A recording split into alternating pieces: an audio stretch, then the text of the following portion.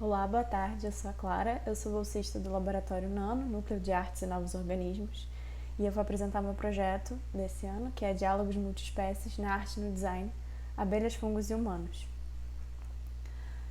Eu entrei no Nano em 2017 com a pesquisa Corpos Expansivos, em que duas questões moviam essas investigações, que era qual o mínimo para se tornar outro e qual o máximo para permanecer o mesmo. Com essa pesquisa, eu comecei a entrar no mundo dos materiais e me interessar bastante pelas texturas, pelas propriedades no geral, de como esse material respondia em determinadas aplicações. E eu comecei a minha pesquisa em 2018 com os materiais, em que eu estudei a kombucha, que é um material é uma celulose, a kombucha, que é uma celulose bacteriana, e o biopolímero de gelatina. Em 2019 eu comecei a pesquisar com o biopolímero de mandioca, e nesse ano também eu consegui participar, tive a oportunidade de participar de alguns eventos em que eu apresentei esses materiais e consegui trocar com outros pesquisadores de materiais. E em 2019 também eu comecei a pesquisa com a cera de abelha e o algodão, pensando nesse material para estruturar um vestível para o projeto Chaste, que é da coordenadora Malu Fragoso, um projeto que faz parte do laboratório. Já em 2020 e 2021, eu continuei com essa pesquisa com as abelhas e com a Malu, pensando nesse vestível, e como eu comecei a estudar essas abelhas, eu comecei a me interessar muito pelas questões ambientais que essas abelhas estavam envolvidas e da importância desses seres no ecossistema, no geral.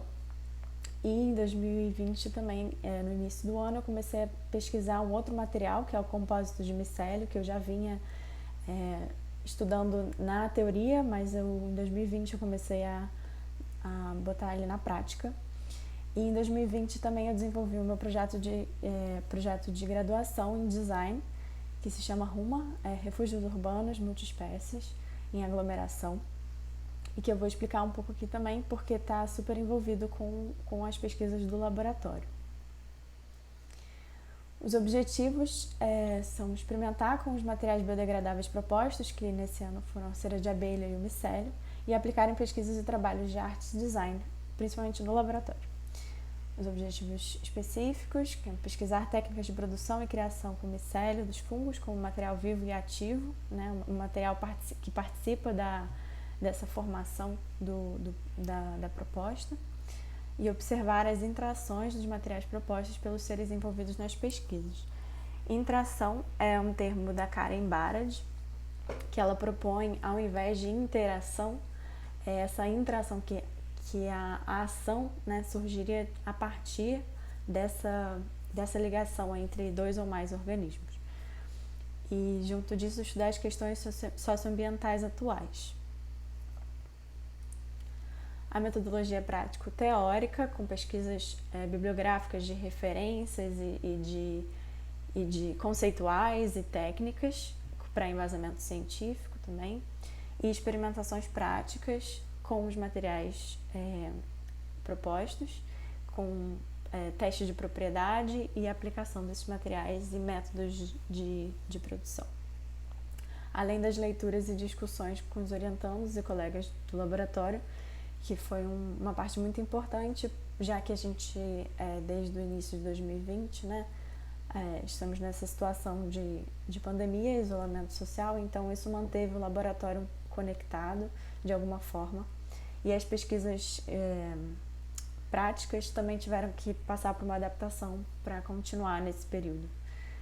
Em 2019 eu comecei a pesquisar junto da Malu um possível vestível para esse projeto dela, o Chaste, que é o Sistema Habitacional para Abelhas Sem Teto. E além de estudar esse material, que é o algodão com a cera de abelha, né, a gente pensou em modos desse vestível ele ser performático e proteger o apicultor que estiver usando, e ao mesmo tempo ser amigável para as abelhas, por isso também que a gente pensou na cera de abelha.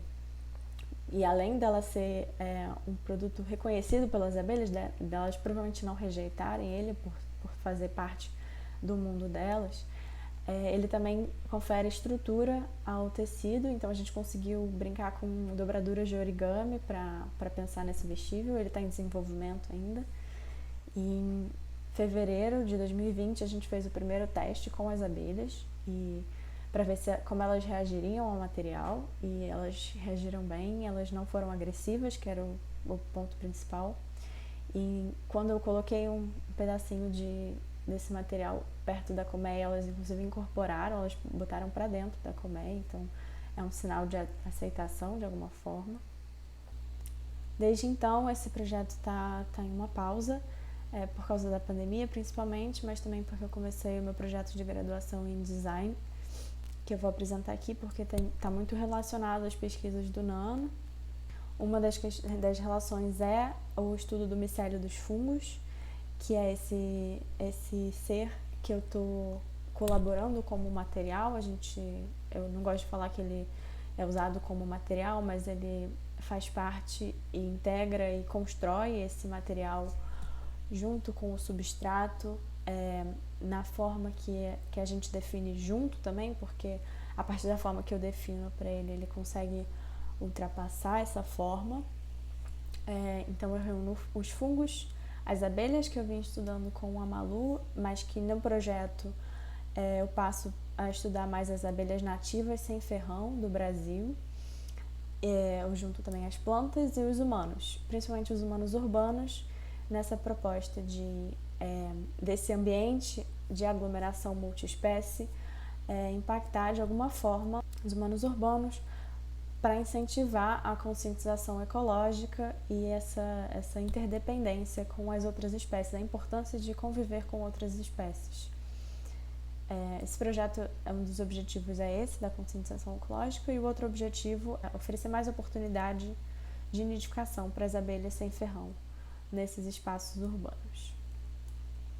Essas são algumas das referências, principalmente que eu trouxe aqui como o tema da pesquisa são os materiais, então eu trouxe mais as referências de material.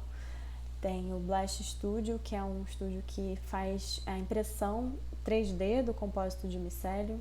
A Ecovative, que é uma empresa que faz esse compósito de micélio com moldagem, que é outra técnica. E o Eric Klarenbeek, que faz uma outra técnica, que ele imprime uma capa em biopolímero e ele preenche com o micélio dos fungos, e os fungos os fungos preenchem essa forma e frutificam. Algumas referências conceituais: a Donna Haraway em Margulis tem esse conceito que é a simpoiesis, que é o criar-se com, e eu trago no projeto como um criar com outras espécies além dos humanos, né, mas também esse aglomerado multiespécie, que é uma ideia também da Anna Tsing. Ela tem esse estudo que são as paisagens multiespécies. As três, a Lima Margulis, ela colabora com a teoria de Gaia também, então as três estão trabalhando nesse âmbito ecológico e de entender os sistemas e as dinâmicas naturais e como os humanos podem participar disso de uma maneira, continuar participando disso de uma maneira mais integrada. Isso faz parte da minha pesquisa também.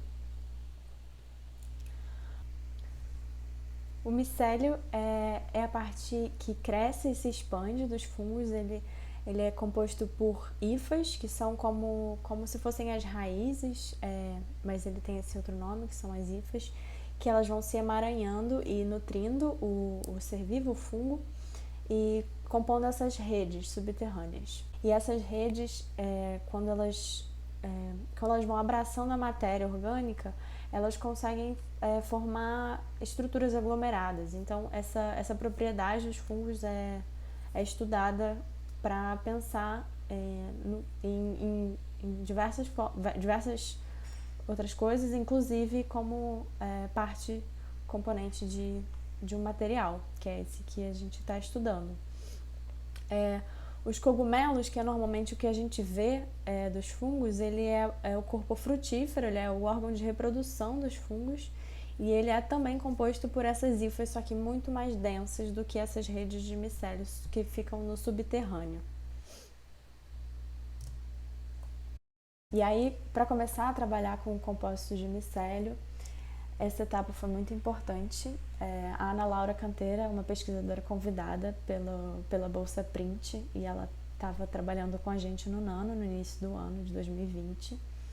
E ela deu essa oficina de sensoriamento remoto para crescimento biológico e a gente fez uma incubadora com Arduino.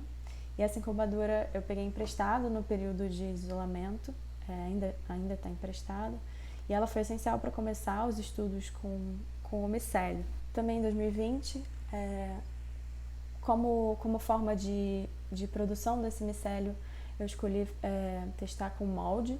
Então, eu imprimi esse molde com a colaboração do Nano, com a ajuda do Guto Nóbrega, do Thierry Freire, que é ex-bolsista do Nano, e a gente imprimiu 2 moldes em PLA. Eu usei 2 fungos como parceiros, eu escolhi o Shimeji, Pleurotus ostreatus e o Reich, o Ganoderma lucidum. E o ambiente que eu adaptei com a incubadora é um banheiro, para conseguir, foi o ambiente que eu consegui manter mais limpo, para conseguir cultivar. São seres extremamente sensíveis à contaminação. Esses foram alguns resultados parciais da pesquisa. Com o Shimeji, Pleurotus ostreatus, ele tem aí com borra de café nos primeiros exemplos e com bagaço de cana e fibra de coco no segundo. O segundo já é um protótipo para o núcleo das abelhas, para eu conseguir testar já com as abelhas, ver como é que elas aceitariam esse material.